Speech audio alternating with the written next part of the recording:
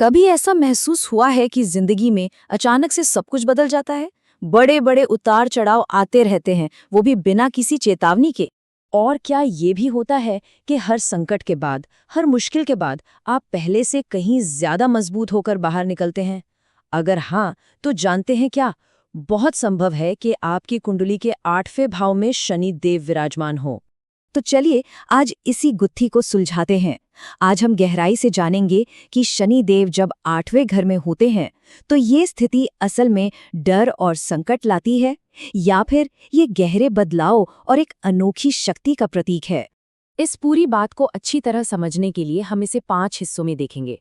सबसे पहले हम 8वें भाव को ही समझेंगे, फिर जानेंगे शनि का प्रभाव क्या होता है, जीवन में किस तरह के बदलाव आते हैं, चुनौतियां क्या हैं, और आखिर में इसके उपाय और अंतिम ज्ञान पर भी बात करेंगे। तो चलिए शुरू करते हैं हमारे पहले खंड से। आखिर ये 8वां भाव है क्या भला? इसे क्यों रहस्य का घर, हाउस ऑफ मिस्ट्री कहा जाता है? देखिए, ज्योतिष में 8वें भाव को आयु, रहस्य और परिवर्तन का घर माना जाता है। इसे आप जिंदगी का वो डार्क रूम समझ सकते हैं, जहां फोटो डेवलप होती है, जहां से असली सच्चाई, असली जागरण की शुरुआत होती है। तो ये भाव असल में किन चीजों से जुड़ा है? ये जुड़ा है अचानक होने वाली घटनाओं से, व्यक्ति की आयु यानी लॉन्जेविटी से, गहरे रहस्यों और गुप्त ज्ञान से। लेकिन इसका जो सबसे जरूरी पहलू है वो है परिवर्तन और पुनर्जन्म, मतलब ट्रांसफॉर्मेशन और रीबर्थ। अब असली सवाल ये है कि जब कर्म और न्याय के ग्रह शनिदेव इस रहस्यमयी घर में आ जाते हैं तो फिर क्या होता है? इसका असर कैसा होता है और ये इंसान के मनोविज्ञान को कैसे बदलता है? जब शनि यहाँ आते हैं तो जिंदगी में अचानक संघर्ष और कामों में देरी देखने को मिल सकती है। ये एक बहुत ही गहरा भावनात्मक और मानसिक परिवर्तन लाते हैं।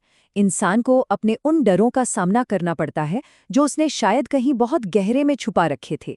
पर एक दिलचस्प बात यह है कि शनि यहाँ आयु को बल देते हैं, मतलब लॉन्जेविटी अक्सर अच्छी होती है। शनि का यहाँ एक बहुत सीधा और गहरा संदेश है। वो कहते हैं, मैं तुम्हें तोड़ने नहीं आया, मैं तुम्हें बदलकर दोबारा बनाने आया हूँ। तो ये समझना बहुत जरूरी है कि यहाँ शनि का मकसद विनाश नहीं, बल्कि एक नए और बेहतर व्यक्तित्व का निर्माण है। अगर हम साइकोलॉजिकली देखें तो ऐसे लोग बहुत ही गहरे और इंटेंस विचारक होते हैं। उनकी दिलचस्पी हमेशा रहस्यों और छिपे हुए सच को जानने में होती है। ज्योतिष, तंत्र या ऐसी ही दूसरी गुप्त विद्याओं की तरफ उनका एक नेचुरल झुकाव होता है। और हाँ, उन्हें अकेले बैठकर गहरी सोच में डूबने की आदत होती है, क्योंकि उनका मन सतह पर तैरना पसंद ही नहीं करता, वो हमेशा गहराई में उतरता है। अच्छा, ये तो हुई थ्योरी की बात। अब देखते हैं कि असल जिंदगी में प्रैक्टिकली ये ग्रह स्थिति किस तरह के बदलाव और अनुभव लेकर आती है। जिनके चार्ट में ये प्लेसमेंट होता है, उनकी जिंदगी में बार बार बड़े बदलाव आते हैं। कभी अचानक कोई बड़ा नुकसान हो सकता है, तो कभी अचानक कोई बहुत बड़ा फायदा। और हर संकट के बाद ये तय है कि एक नई ग्रोथ, एक नई शुरुआत जरूर होती है। ये बिल्कुल उस फीनिक्स पक्षी की कहानी जैसा है जो हर बार जलकर राख हो जाता है और फिर अपनी ही राख से पहले से कई ज्यादा ताकतवर होकर दोबारा जन्म लेता है। अब अगर पैसों के मामले को देखें तो यहाँ भी एक डुअलिटी है, एक दोहरापन है।